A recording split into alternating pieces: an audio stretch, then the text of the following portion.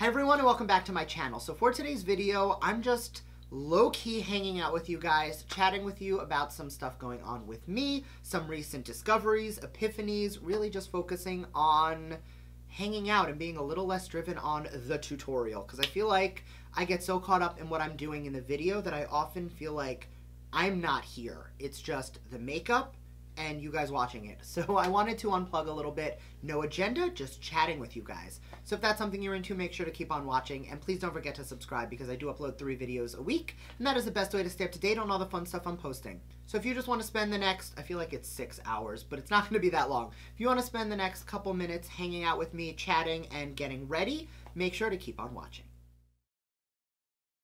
So I've already done full skincare and prepped my skin off camera. I will link a video up here of my full skincare routine, in depth, step by step, and kind of how you can adapt it to yours. I'm not going to be really talking about what I'm doing today. It's really just hanging out, but I will list all of the items I use down in the description box. And if you have any questions, just hit me up in the comment section and I will make sure to answer anything you have.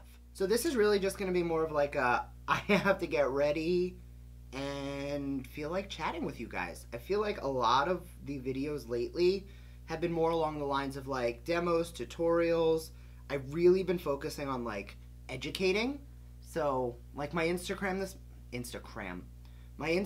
month has basically been just all about educating on skincare and what, you know, you should be doing in your skincare routine to take care of your skin. We only get one set. How do we keep it looking great?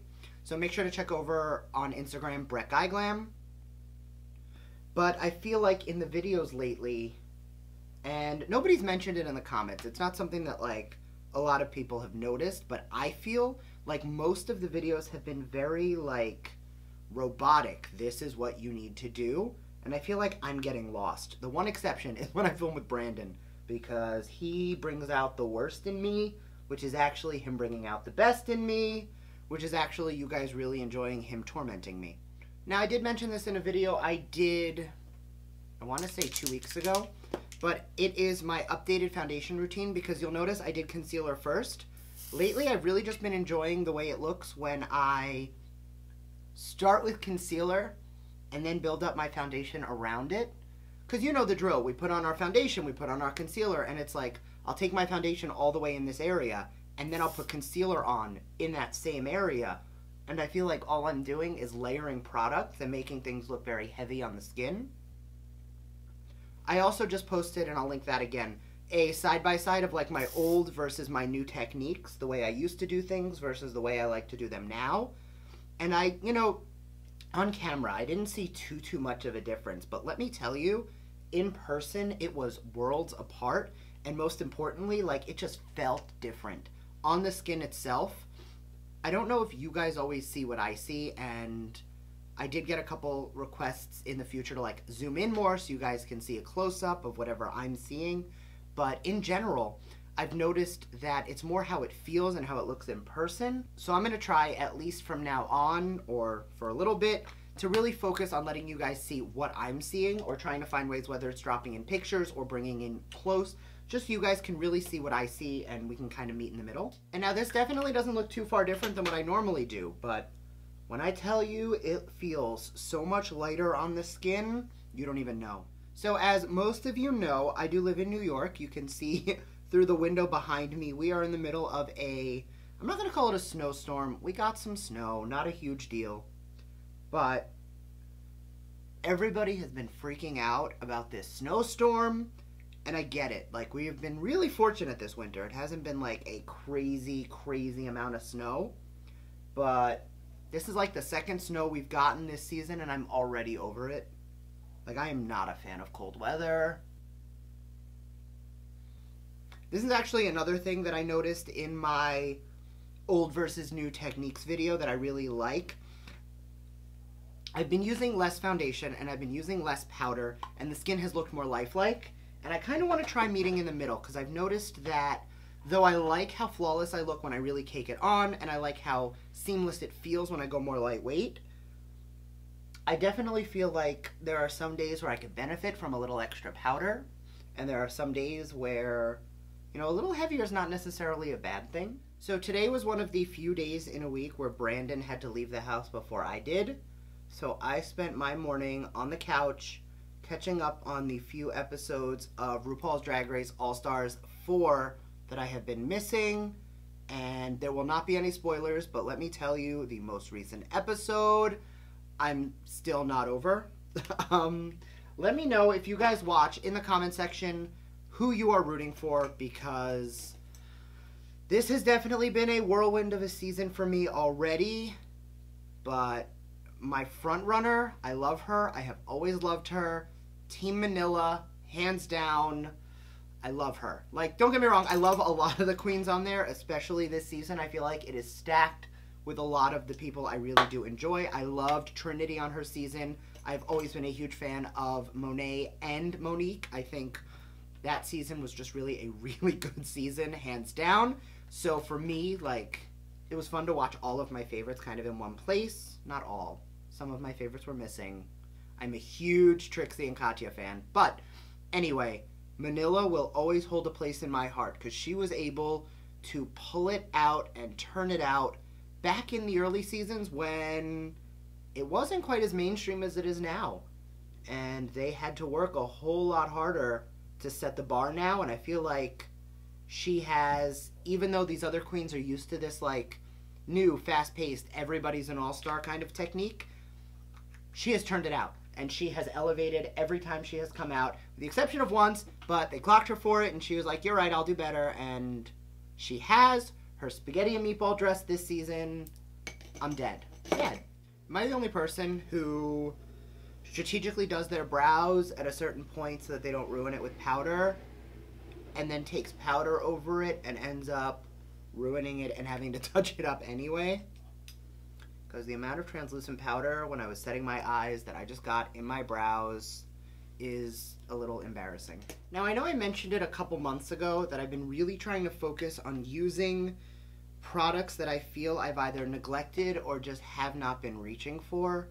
That is still the case. I know in videos you guys might see that for the most part I do tend to stick to certain of the same products, like my complexion doesn't change up too much, which is because I really want to use the products that I like.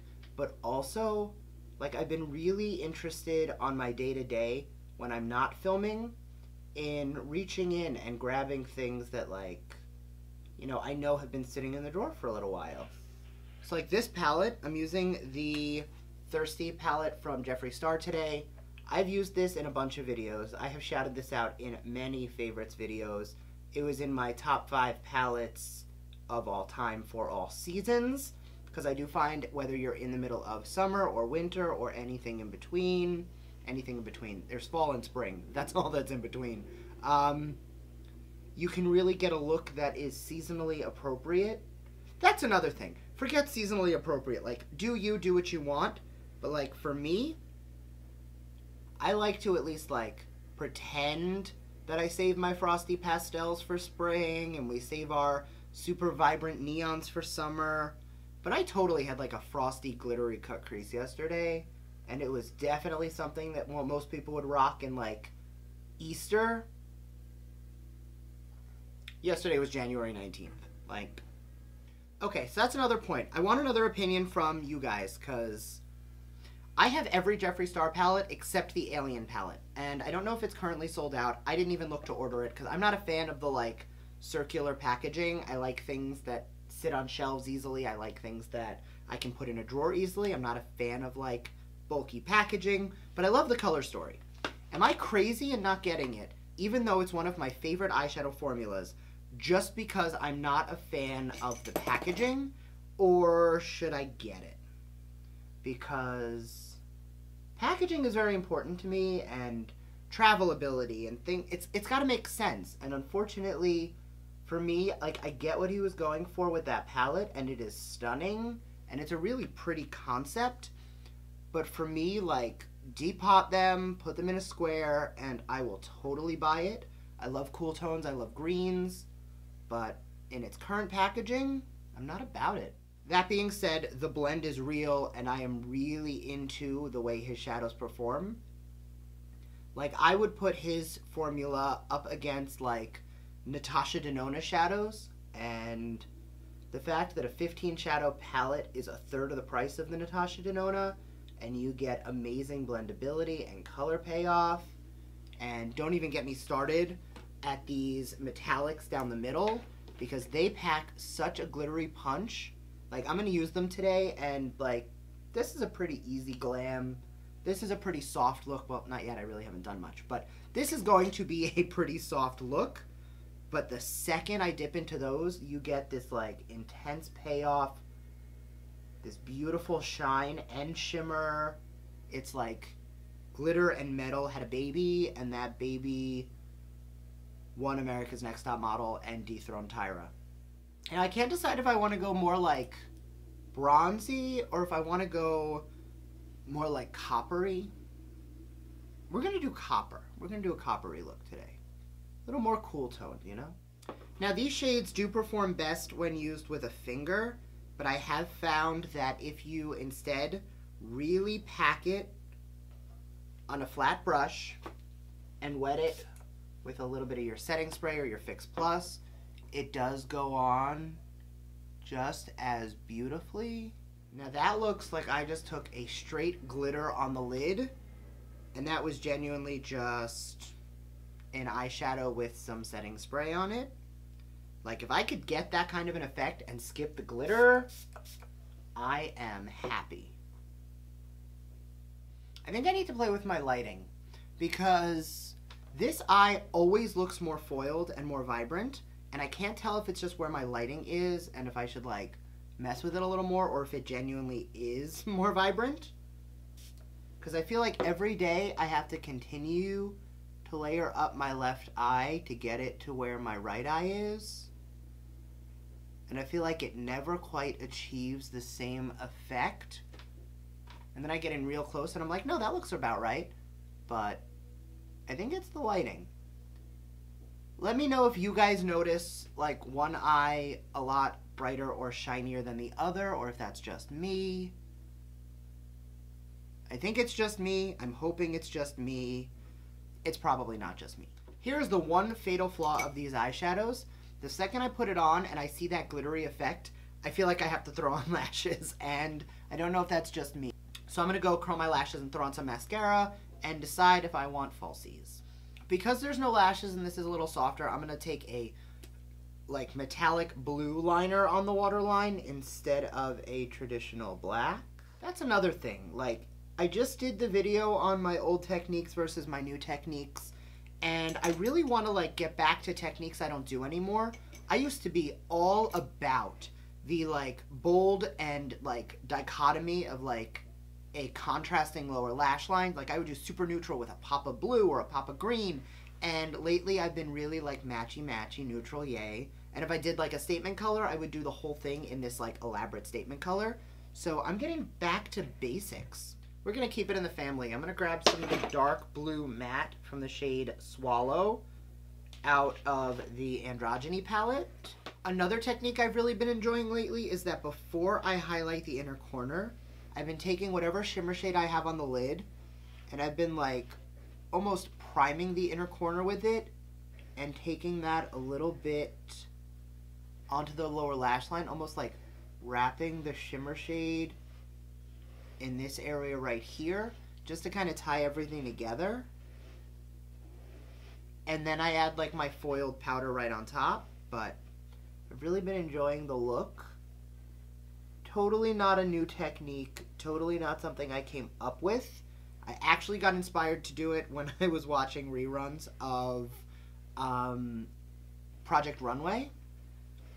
And I noticed that every time Heidi had her makeup done, rather than having like an inner corner highlight, you'll notice they just really intensify her shimmer shade in this area. So it gives that highlighted inner corner effect just with the way it catches the light. But it's less about using a vibrant inner corner and more about just like carrying that shade throughout. Sorry for all of the noise outside. They are like plowing and shoveling and all that fun stuff. I feel like this, which started out as like a chatty get ready with me, has very quickly turned into like a reaction video to my old versus new techniques. Like right now, I'm putting, this is a very foiled highlight for the inner corner, And I really do like a bright, vibrant inner corner, and I always have. But I used to do straight up glitter on the inner corner, and from time to time I do still like that look. But like, I felt that that was a staple for me. Like, I thought a look was not complete if it didn't have like a glittery inner corner. And now, I mean, I definitely don't feel that way anymore. I most days don't do glitter on the inner corner, but it's like, I love how things change.